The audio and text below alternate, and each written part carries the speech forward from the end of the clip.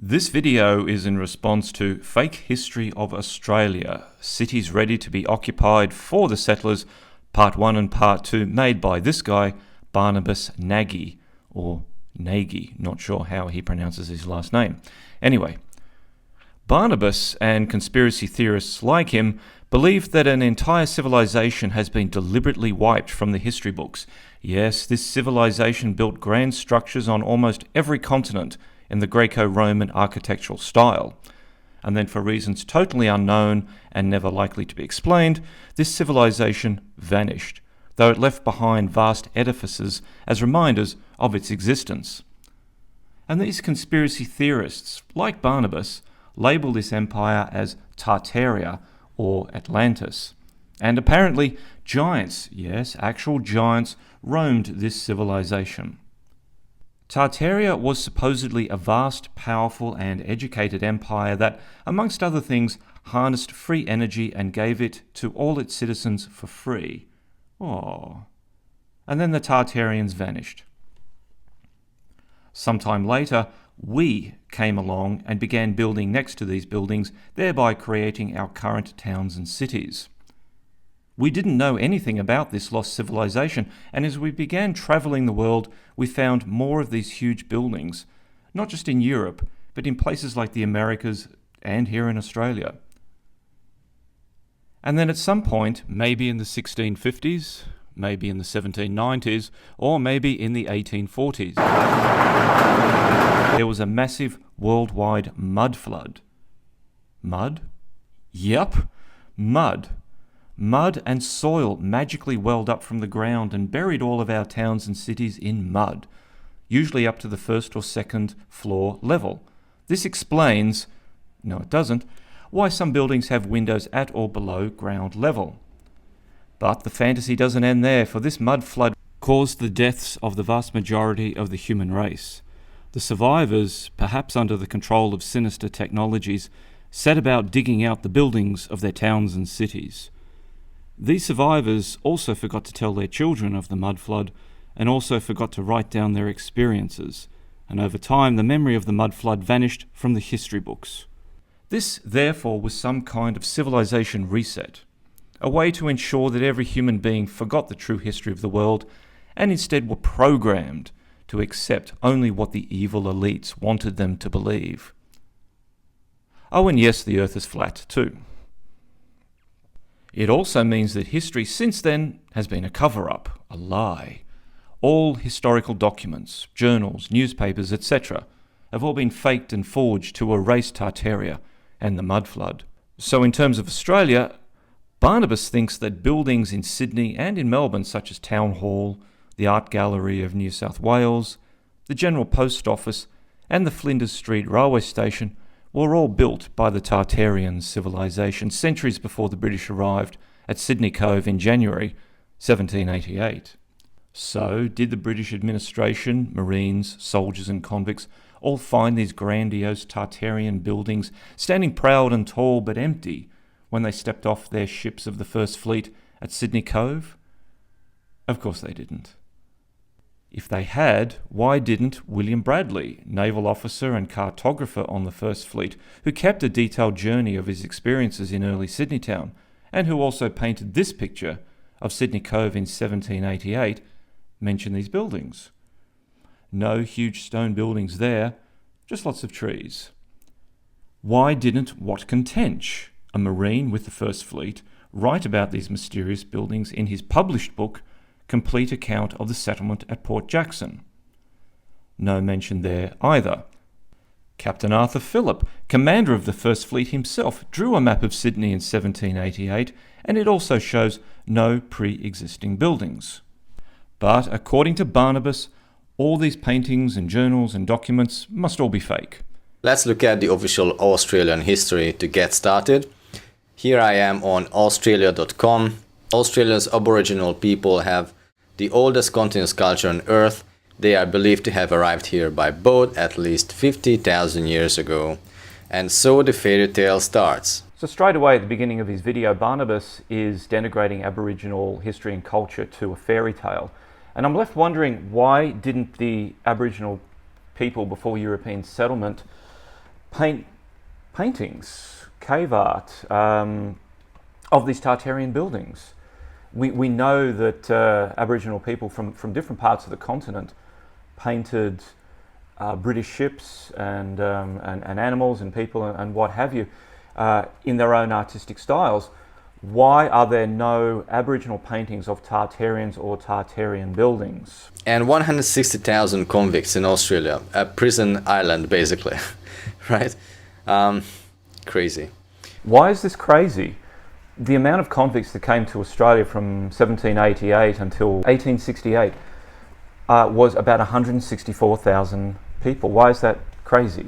And the records of convicts coming to Australia is pretty accurate. I mean, I think there's a few names missing here and there, but there are archives you can go to. You can look up the registry of convicts who came to Australia from 1788 to 1868. However, the number of free settlers who came to Australia from about 1790 till about 1850 was just over 200,000. So in a shorter space of time, free settlers to Australia already outnumbered the convicts, and convict transportation to Australia ceased in 1868. It had already finished in the eastern states long before then. It was in Western Australia in 1868 that the final convicts were disembarked. And these free settlers who came to Australia, they were also poets and architects and surveyors and stonemasons, doctors, lawyers, and teachers, and explorers and naturalists. Huge diverse variety of British society and all professions came to Australia from the 1790s onwards. And also don't forget that once a convict got his or her ticket of leave, once they'd served their sentence, they could pretty much do whatever they wanted to within the colonies. They could become farmers or open businesses or design buildings as some did. Convicts were now free to join society as free members and do pretty much whatever they liked. Antarctica was called Australia, and they thought that Australia was part of Antarctica. Or I would rather assume actually that it was part of Antarctica and they just kind of broke it off. This doesn't make any sense at all. Barnabas is saying that they, whoever they are, broke off Australia from Antarctica. What? We have Australia, the continent, back, but now it's not connected. But you can see that it's like there's something missing here. Maybe they blew up something so that this continent broke up from the mainland, Australia. Oh, I see. They blew up the land connection between Australia and Antarctica. Yeah. Okay, that must be it, yeah. They do blow up a lot of things, don't they, these they people? It is New Holland, because it was mainly by Hollanders who are from here. Basically, somewhere here. Oh, interesting. It's now belonging to France, all of that, because here is somewhere Holland, Belgium. It looks like part of France. Anyway. No. No, Barnabas. That's not Holland that you're looking at there. That is Western France on the Atlantic coast. I really have to wonder at the level of Barnabas's ability to research if he can't even find Holland on the map and instead mistakes Western France for where Holland was. He says that's interesting. It's not interesting, you just can't find Holland on the map.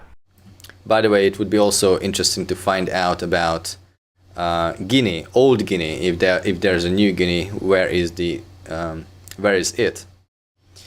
We know where Old Britain is. Now Barnabas is wondering where Old Guinea is. He knows about Old Britain. Barnabas clearly hasn't done any research whatsoever. He's just looking at maps and photographs he's found on the internet and then wondering aloud what all this means. Did you know, Barnabas, and I'll read this here because I can't pronounce the name, it was Spanish explorer Inigo Ortiz de Retez in 1545 who charted that part of Papua New Guinea, and he named it New Guinea because it reminded him of the Guinea coast of West Africa. Barnabas, you portray yourself as a researcher. You're doing your research. Well, clearly you've done jack shit, pal. 1748 already, and it seems like this land is used. The land is being used? Well, yes, you're correct. It was being used by the Aboriginal people, but they didn't create maps in the European sense. They had their own ways of navigating their landscape. The map that you're looking at there shows a few little identifications along the coast where explorers had been and had named a few bays and inlets, and that's it. You're saying that the continent is being used in terms of European usage or Tartarian usage. It's not being used, okay? Right? Do you get that? Australia is not being used by any other civilization or culture other than the Indigenous Australian peoples, the Aborigines. And that map that you have cited here is from 1748. The first fleet from Britain arrived in 1788, so that's 40 years between the creation of that map and the founding of the penal settlement at Sydney Cove. So if Australia was being used and occupied by this Tartarian civilization from at least 1748, where did they all go in the 40 years? What, did they see the British ships on the horizon and then suddenly ran for their boats and sailed off, leaving all these empty buildings? Come on. Can't even believe I'm doing this. I'm asking these questions. 1803, St. John's, taken in 1910. Okay. So, according to the official plan, the official story, this church was built in 1803. Basically, convicts and some free men, after 13 years of living in Australia, built this temple. So this Church of St. John's that he's referring to at Parramatta was built very closely in the style of a building at Reculver in Kent, and that church was called St. Mary's. Let's clear something up here first. It wasn't convicts who built it. Yes, of course they mortared the stones together, and they did the hard labour to do it. It was the administration there, the governing body, the British authority in Sydney, and they were the ones who decided that this building was going to be built, and they built it because they liked that style. It was a style that they knew, that specific church, St. Mary's in Kent, and they wanted to emulate it. Do you understand what that means? All right, these people were not mindless morons who just washed up on shore and could only build bark huts. 13 years later, you want to build a church? You maybe want to build some kind of wooden church, I can imagine, like, we just arrived, let's do this. But look, they have like electricity or whatever it is, probably electricity. And he also indicates electricity, but the photograph was taken in the early 20th century. It just doesn't line up. I believe these buildings were already there, and the new colonies arrived probably from the foundlings, and these buildings were definitely old and before the mud flood. And then Barnabas says that he believes that buildings such as this St. John's Church at Parramatta was already there before the first fleet arrived. How amazing that this church looks exactly like St. Mary's Church in Reculver in Kent. Right, 1817. So basically a couple of convicts living on this island for about 30 years, and they built these temples this church for themselves. A couple of convicts living on an island. That's your explanation about the state of Australia. A couple of convicts living on an island. You're going to need to do a little better than that, Barnabas. It wasn't just a couple of convicts. There were hundreds and hundreds, even thousands of convicts by then. Thousands. And an efficient, hard-working, sometimes brutal administration to get the colony working, to get it feeding itself, to get buildings up, to get infrastructure happening. And there's this random horse with someone with an umbrella protecting themselves from what? From the rain? Do you see rain here? Is it from the sun? Really? So why do you use an umbrella? And what's his problem with umbrellas? And black umbrellas? Is that what people in the 19th century aren't allowed to use umbrellas? This is Australia. It gets very, very hot here. Look at the photograph there. Look, it looks like a very bright sunny day. It might have been taken in midsummer. I use a black umbrella. Was there some kind of dust storm or perhaps a mud flood? Well, let's look at the... interesting. This is like just like a mud road, really. And the road looks muddy. Always picked out that one. Yeah, of course it looks muddy because it's a muddy road. That's all it is. It's a muddy road. Horses and carriages and people up and down that road, using the road. There were no sealed metalled roads back then. There might have been a few cobbled streets in the centre of Sydney town, but out here, obviously where this church is, further afield, you look at it and you say it's mud, because you're getting to this whole mud flood thing. It's a dirt track. We still have dirt tracks today. It has nothing to do with mud flood. It's a dirt track, a person on a buggy with an umbrella outside a church. Go to the next one, 1821, St. Mary's, Sydney. So this is now 40 years later, right? 40, 30 years later. And they built this in 1821. So by then, the convicts wanted to build such churches, right? Convicts. Think about that. And the convicts wanted to build the church? No, they didn't want to build the church. They were forced to do it because they were convicts. Do you understand what a convict is, Barnabas? A convict is virtually a slave labor force. Because this is the result of the ancient civilization that was wiped away. Probably Atlantis or Tartaria.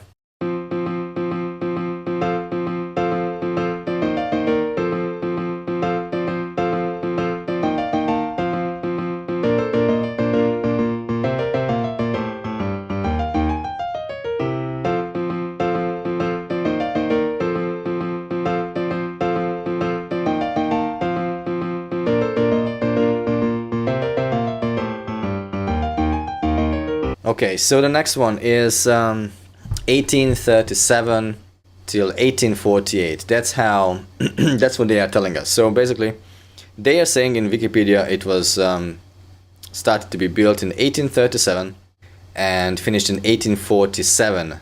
So it took 10 years, right? 10 years to pull this off. Okay, look at this.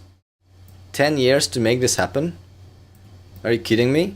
Yeah, this is Government House in Sydney. It's in the Domain. I'm from Sydney. I've been to Government House a few times. I think every school kid has to go there at least once on a school excursion. It was built in 10 years. What's the big deal? It's not really that big. All you're doing is looking at photographs you're finding on the internet and then deciding that, oh no, it couldn't have been built in 10 years. There must be something insidious going on. But you don't take it any further. You're not proving anything. Well, have you been there? I've been there. If you want to look up the original drawings, they exist. If you want to look up the inventories, how many nails and people and money and time it took to build it, that's all in the archives. You can go and find it for yourself. And this is just after 40 years, 50 years, 50, 60 years of living there, and you build such a thing.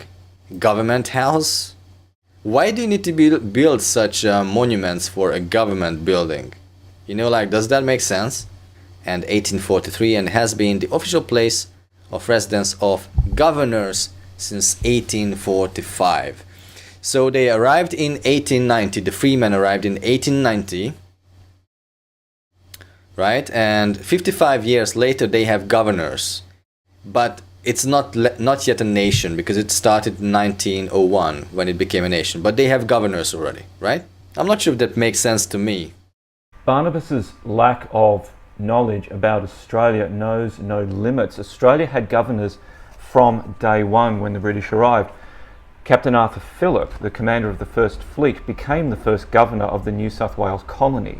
And that title was bestowed upon him on the 7th of February 1788. He had orders from his superiors in London that he would be the first governor. He had to be. Someone had to be in charge. And Australia has had a long, unbroken line of governors, both at a federal and state levels, ever since. Here's a rundown of the governors of Australia since Arthur Phillip.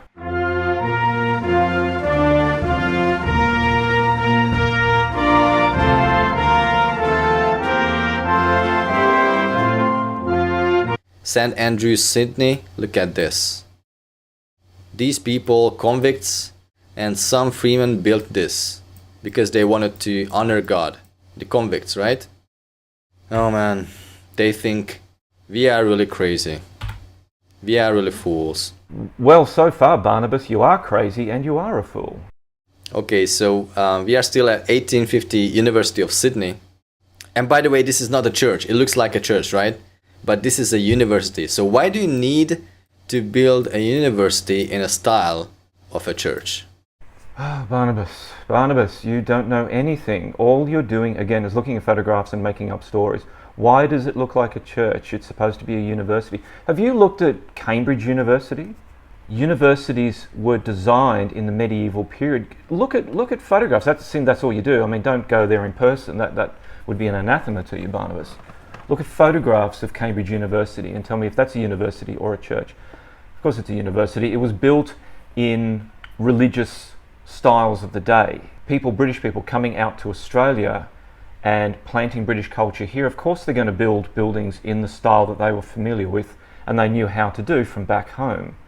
This is the University of Sydney, and it is built, as you say, to look like a church. It has religious kind of ornamentation to it. It's a university. Get off your chair, Barnabas, and go and look at these things for yourself. Find out who built them. Don't just assume it's Tartarians. Find out. You haven't done any research yet. University of Sydney. Look at these decorations. For a university? You kidding me? That just doesn't make sense. Look at these decorations. Barnabas, that's the British coat of arms. Go to your beloved Wikipedia and look up British coat of arms. You'll see it looks exactly like that. 1866 is when they started to build the General Post Office in Sydney. And they built this, right? They had all the resources, all the stones, all the people, all the cranes, and all the architecture know-how to build this. And by the way, they built this for a post office. Okay. Like, why do you need to have such a tower for a post office? Do you really? Like, why do you need such intricate details?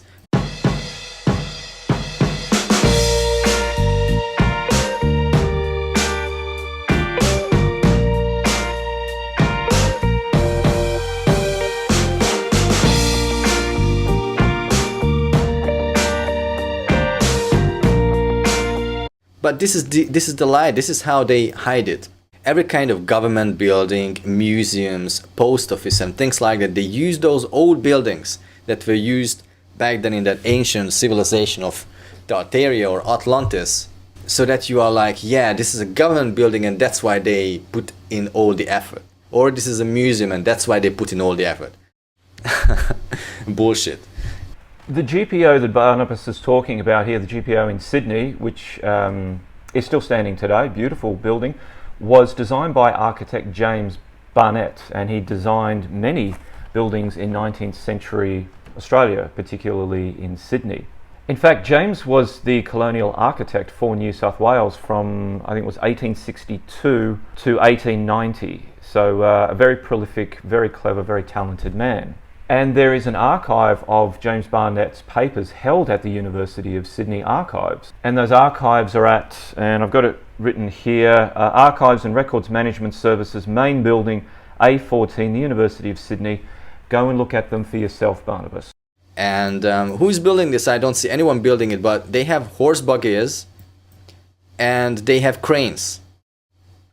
So put that together. Horse buggies, they are pulling the huge crane. This crane is pulled by horse buggies and they are bringing up the crane up to the top of the building by horses, right? Or by some sort of magic trick, or, you know, like, this just doesn't make sense, does it? No, horse buggies didn't bring all of that equipment and material to the building site or to any building site. You had bullock teams, you had railways, you had huge infrastructure to move heavy building materials. A horse and a buggy won't do it. Barnabas isn't even trying here. This is still the post office. And this was built for a post office, right? And, you know, this is the decoration for a post office. Really. This is another one. Here's another one. For a post office, right? The architecture that you're looking at there for the General Post Office, the decorations and everything, is completely in keeping with British imperial styles of architecture and decoration from the 19th century. Nothing to do with Tartaria, British imperial design of the 19th century.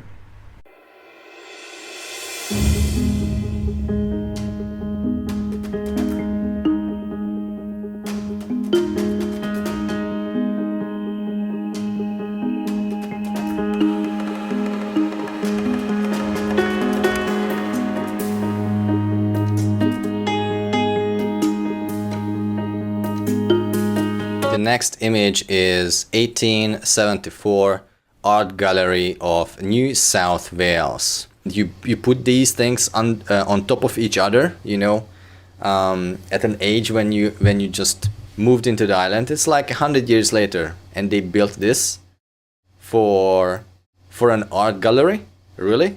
Convicts. Yeah, this is basically, and they built this, right? Because they are so interested in art. Okay? No, Barnabas, it wasn't built by convicts. Transportation to Australia finished in 1868. The Art Gallery of New South Wales was built in 1874. All right, this is 90-something years after the British arrived at Sydney Cove. You think after nearly a century, all we could do was still build bark huts and wooden slab huts? That's all we could do? We were too stupid or too poor of resources? This is after transportation. All right, this is a functioning, prosperous society. You don't get it. You're saying it was built by Tartarians, and yet you give no proof of that. Once again, for the dummies, go to the archives and look it up for yourself. Go online and look it up. Find the information yourself. And if you really don't believe me, get on a plane and fly to Sydney and look at the information with your own eyes. Go and do it, Barnabas. Oh no, it's easier to sit there in your nice comfy chair, in your nice warm house, look at photos on the internet and make up whatever stories you want.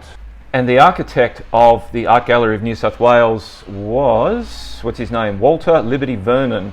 And here's a small list of references to papers, documents and files that pertain to his life and work, just for you, Barnabas. Look at that.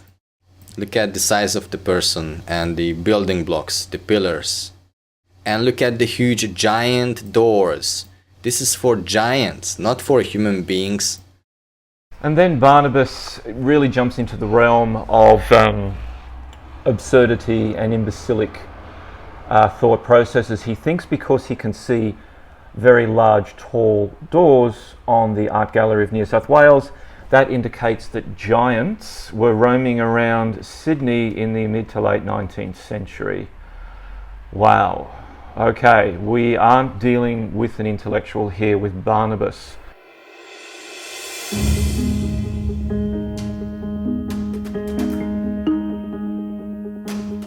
Next one is Sydney Town Hall.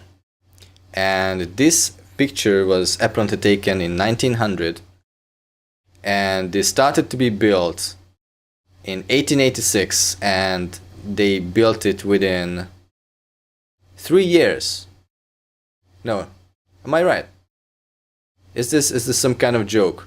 1886, 1889. And Barnabas says that it was built in 3 years. Well, he's outright wrong there. Construction began in 1868 and wasn't completed until 1889. Once again, go to the archives and have a look. And of course Barnabas would say, oh well, that's what they want you to believe. That's what they're telling you. That's the official narrative. No, that's actually what happened, Barnabas. If you have a different alternative to Australian history, you got to do a little bit better than just looking at pictures on Google Images. All right. The official narrative of Australia, the official history of Australia, stands unchallenged. It's not a theory. It's not something someone came up with in the 1930s and fictionalized and made us all believe it. The documents from day one exist. Look at that decoration. This is a church. This is a church. Or what we call a church nowadays, because who knows what churches were used for. It could be that they have been used for some kind of sound weapon because they had the organ in there. Oh man, look at this organ. Look at this huge organ. Do you need an organ for a town hall? I mean, oh man. And just look at the size of this organ. I have never seen anything like it. I was also thinking, like, maybe it was not a weapon, but it was like maybe a protection mechanism from enemies, or maybe they used it for some kind of resonance to keep people in some kind of state, like this mind programming. And they used organs with the certain frequency, vibration, to keep people, you know, obeying. Who knows? I don't know. Or they created the resonance for the liquefaction to create the mud flood? Of course, there it is. The organ created the liquefaction to create mud flood. Barnabas has done it. Barnabas has figured it out. All of history's fake. Organs in town halls created a global mud flood that also created mind control. Wow, PhD for Barnabas. I know I'm being sarcastic, but really, what else can you do with this? I'm giving all the information here. Of course, people like Barnabas will say, no, you're just saying what the elites say, and you're just, saying the official version. No. People like Barnabas need to be made fun of. The sarcasm is justified, really. I've got to have a little bit of fun doing this thing. Why am I even doing this? This is ridiculous. This is mud flood and Tartaria. This is the stupidest thing ever. But I'm doing it anyway, just so you know how stupid people like Barnabas and mud flood and Tartaria really are. Now, another thing I want to point out here is the windows. Look, mud flood building. Can you see it? Underground. There's another floor built on top of each other. The stairs going up to the second floor or third floor. Who knows how many floors are below ground? But you can see clearly the mud flood windows right there. Is everyone paying attention to this? Do you understand now that Sydney Town Hall is a mud flood building? That it was swallowed up to the second or third floor by a mysterious mud flow? Wentworth Hotel. Let's go to the original story here. The original Wentworth Hotel is on the right and was demolished in the late 1960s. Why was it demolished? Right? It looks like a good building. Well, probably therefore. Because look at that architecture. Look at that architecture. It's just like not what we would build nowadays. And mud flood windows. Can you see that? I mean, obviously they wanted to destroy it. So Barnabas thinks that the old Wentworth Hotel was destroyed because it had mud flood windows. Therefore, the authorities wanted to destroy the building so that no one would see that this was a mud flood building. Well, in that case, why didn't they destroy Sydney Town Hall? Barnabas, people knock down old buildings so they can build bigger ones. It's a landmark in Sydney. It's been there for many decades. The old building, very beautiful building. Shame we lost it. We've lost a lot of colonial architecture in Australia. But you knock down old buildings and build new ones. People in kindergarten can understand this. Oh, but no, you think it's a conspiracy. But coming out of religion, as I said, I flex my muscles of, contextual and common sense thinking and always trying to test everything, basically. Common sense thinking, really, Barnabas? Common sense thinking, giants in 19th century Sydney, and you call that common sense theory? This is part 2 of Australian fake history coming up.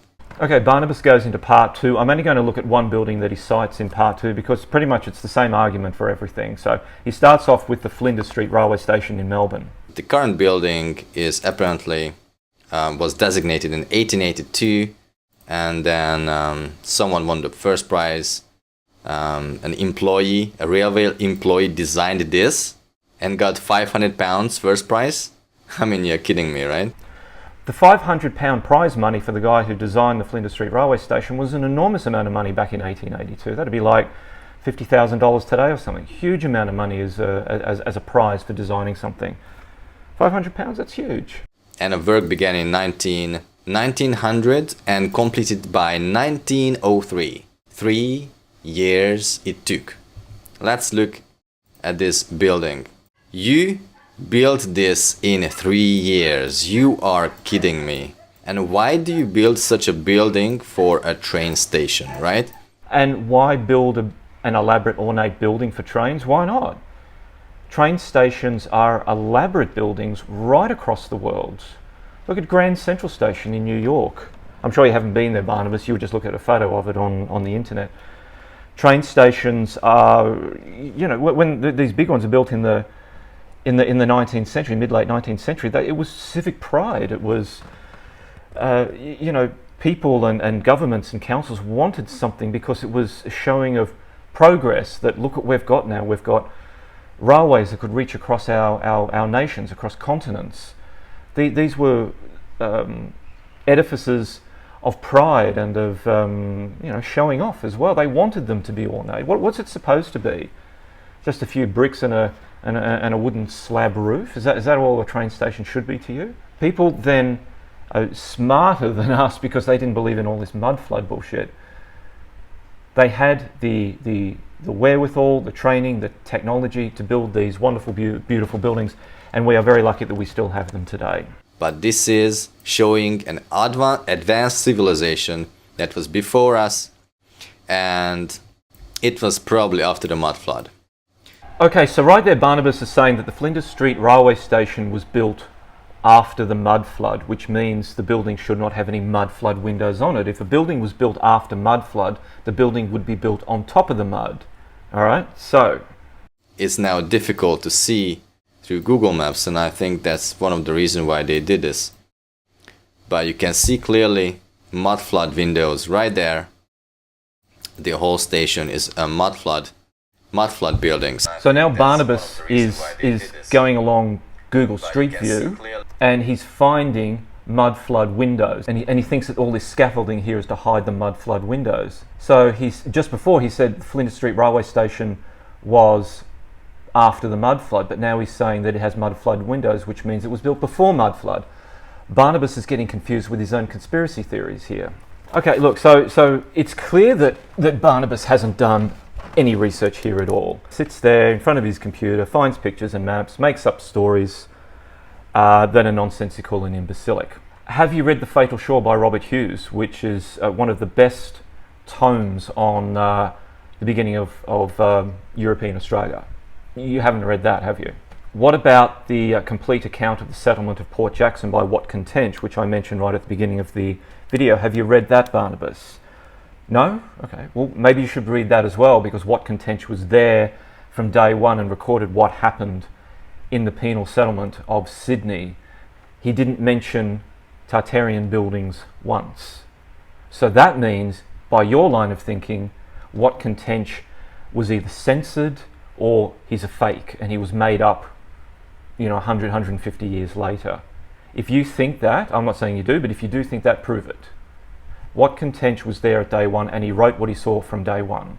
He didn't mention anything about abandoned buildings there. And if you want to read Watkin Tench's journals, the Project Gutenberg website has the complete copy of his works on there, all free. Just go and read it. Have you researched convict records? No, you haven't done that. Have you consulted the New South Wales State Archives? No, it doesn't appear you've done that either. Can you even find Holland on a map of Europe? Clearly not. You thought it was somewhere in Western France. So goodbye, Barnabas. The only thing you've proved is that you haven't done any research. And yes, Barnabas, I'm from Sydney. I grew up there. I'm familiar with these buildings. Look, the whole Tartarian mud flood thing it seems to be an offshoot of flat Earth, and it's all idiotic. I mean, creationism, flat Earth, mud flood, Tartaria, these are all alternative, idiotic conspiracy theories. Nothing more. Let's call it for what it is. These are moronically stupid. And yet these crusaders like Barnabas sit there thinking they've got it all figured out, they're onto something. There's something, and I've said this before in some of my other videos, there are people who just want to believe in something. Maybe they have very empty lives, maybe they've got nothing going on in their lives, and they find something to latch onto, something that's different or sets them apart, and they feel special. They feel that they're the enlightened ones, that they're better than everyone, they're seeing through the lies. These people have a need to be noticed, and so they cling to these stupid theories, and they never prove them. They never go out and prove it. Sure, some mud flooders, whatever, will go out and film a building and see a window partially below ground surface. It's a basement, all right, or some other use. Oh no, that's mud flood. The mud must have come up to the window and it was dug out again. It's the limit of their research. There must be something in the human mind, a need to latch onto something and to feel part of some community. And we all want to feel part of something. These people plug into mud flood and Tartarian creationism and flat Earth, and it makes them feel special. There is nothing in mud flood or Tartaria that makes even the remotest sense. It's just made up, it's a fantasy. So thanks for the laugh, Barnabas. But really, mud flood, Tartaria, flat earth, creationism, nonsense with a capital N. Thanks very much for watching. Please like the video, subscribe to my channel, and I'll see you again soon.